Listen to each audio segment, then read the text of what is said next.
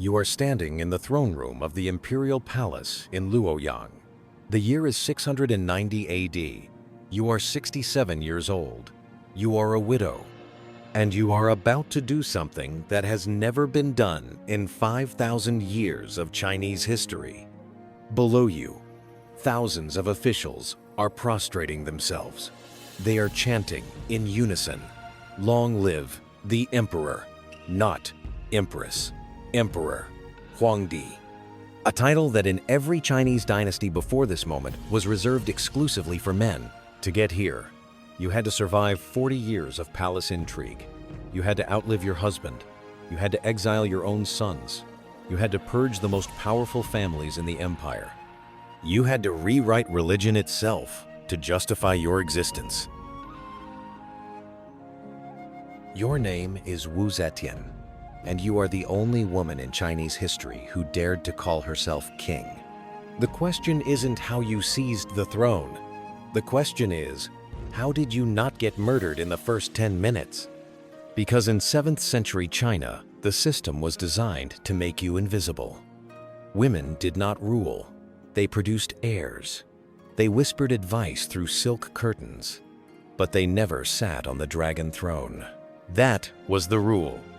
So, what happens when the rule book itself is the problem? You burn it, and you build a new one from scratch. Let me show you how she did it. Here's what you need to understand about Tang Dynasty China in the year 655. Power is not held by the emperor. Power is held by 12 families. Historians call them the Guanlong aristocracy. Think of them as the old money of medieval China. The Rockefellers, the Rothschilds, the Ivy League Mafia. These families controlled the military. They controlled the ministries. They intermarried with the imperial family for generations. If you wanted to be a general, you needed to be born into one of these clans. If you wanted to be prime minister, your grandfather better have the right last name. Zetian, she was born into a merchant family. Merchants were low on the social ladder. Her father made his fortune selling timber. Respectable, sure, but not aristocratic, not bloodline material. She entered the imperial harem as a low-ranking concubine, a glorified mistress. Her job was to smile, pour tea, and maybe if she was lucky, give birth to a prince. After that, retirement to a Buddhist nunnery. That was the script. But Wu Zetian refused to read her lines. She caught the attention of the crown prince. She became his empress when he ascended as Emperor Gaozong, and for 23 years, she ruled beside him as he grew sicker and weaker. When he had a stroke, she made the decisions. She signed the decrees. She ran the empire, and the Guanlong families hated her for it. Why? Because she was breaking the social contract. She was merchant-class trash playing dress-up in the imperial bedroom. She had no bloodline, no pedigree. She was supposed to disappear.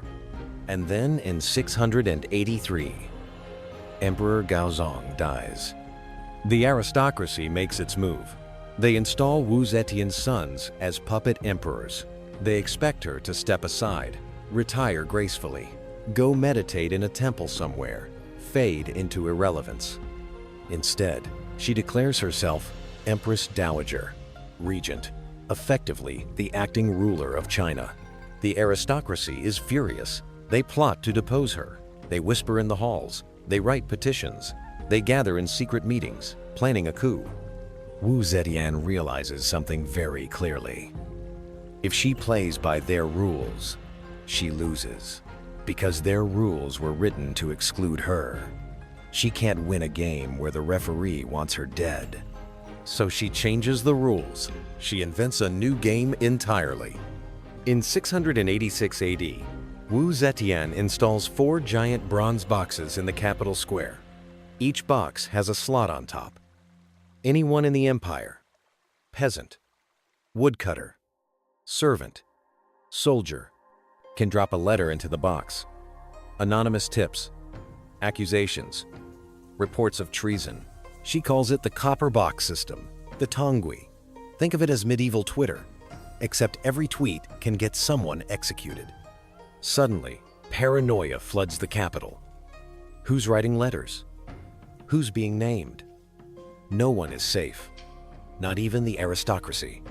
And Wu Zetian appoints a team of special investigators to sort through the letters. Historians call them the cruel officials, the coolie, men like Lai Junchen, Zhou Xing. These are not judges.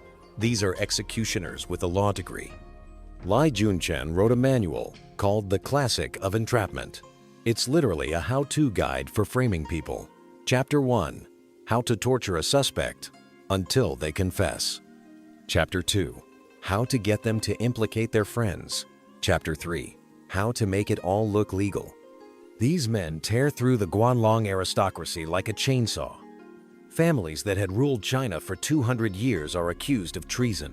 Their estates are seized. Their sons are exiled. Their names are erased. It's brutal. It's terrifying. It's effective. Within a decade, the old noble clans are broken. The 5 families are scattered. The men who whispered about deposing Wu Zetian, they're fertilizer. But now Wu has a new problem. She's purged the aristocracy. But the government still needs to run. The ministries need officials. The provinces need governors. The empire needs administrators. Who fills those seats now? This is where Wu Zetian does something revolutionary. She doesn't replace the aristocrats with more aristocrats. She replaces them with nobodies. She expands the civil service exam, the Keiju system. This exam had existed before Wu Zetian, but it was a formality. The aristocracy still dominated appointments through connections and family networks. Wu changes that. She makes the exam anonymous. No names on the papers, just answers. She opens it to men from all provinces, not just the capital elite. Farm boys from Sichuan, clerks from Fujian. Anyone who could read and write classical Chinese could take the test. And then she invents something new. The palace exam, the Dianshi. After you pass the provincial tests, after you pass the national exam, you come to the capital. And Wu Zetian personally interviews you in the imperial hall. Imagine that. You're a peasant's son from a village nobody's heard of. You've studied for 20 years. You've memorized the Confucian classics. You've passed the exams. And now you're standing in front of the most powerful person in the world. And she's asking you about governance, about policy, about loyalty. If you impress her, you get a job. A real job. Governor, minister, general.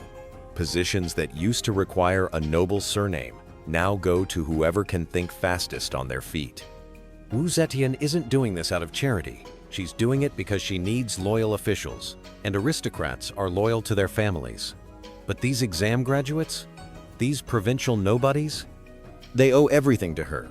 Their careers, their status, their power, all granted by Wu Zetian's hand. They don't serve the old families. They serve her. This is the brilliance of Wu Zetian's system. She didn't just break the aristocracy. She built a ladder. And she invited millions of ordinary Chinese men to climb it. All they had to do was study, pass the test, and pledge loyalty to the woman who gave them a chance. For the next 1,000 years, the civil service exam became the backbone of Chinese governance. It survived the Tang Dynasty. It survived the Song, the Ming, the Qing. It lasted until 1905. Over a millennium of meritocracy, built on the foundation Wu Zetian laid. In 690 AD, Wu Zetian does the unthinkable. She abolishes the Tang Dynasty. She declares a new dynasty, the Zhou Dynasty, and she crowns herself emperor, not empress, dowager, not regent, not the power behind the throne. She is the throne. She rules for 15 years. And when she dies in 705 AD at the age of 81, the Tang Dynasty is restored. Her sons reclaim the throne. The historians who write her biography, they call her a usurper, a monster, a woman who murdered her own children to stay in power. Some of that is true. Some of it is propaganda. What's undeniable is this: she survived. In a system designed to erase her, she rewrote the code. She didn't just break the glass ceiling. She demolished the building and hired new architects. And here's the final twist. The aristocracy hated her. The Confucian scholars hated her.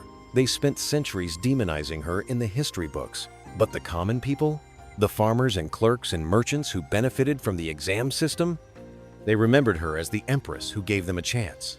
Because power isn't just about taking the throne. It's about changing who gets to sit in the chairs below it. And Wu Zetian understood that better than anyone.